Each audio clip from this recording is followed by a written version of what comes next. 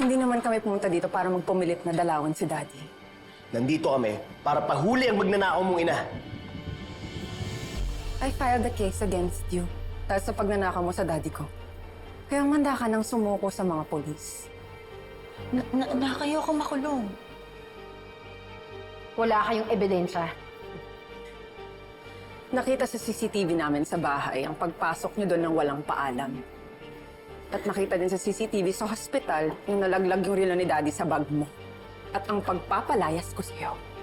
I have so many witnesses sa usapan natin. Ano? Wala kayo masabi. Ayoko makulong. Tulungan mo ako. Doon ka na babagay. Kawatan kayo. Huwag mo siya hayaan kausapin ako ng ganyan. Huwag mo hayaan ginaganyan niya ako. Napakawalang yamo talaga, Gina. Di ba sinabi ko naman sa'yo na babalikan kita sa ginawa mo sa Daddy ko?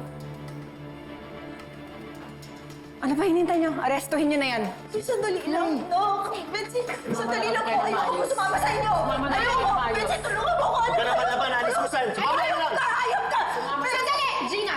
Tigilan mo na to. Pabayaan mo na si nanay. Ano? Akala mo panalo ka na, no?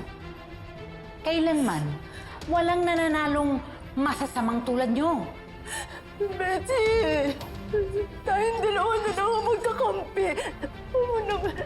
Hayaan ilayo din ako sa'yo, Nak.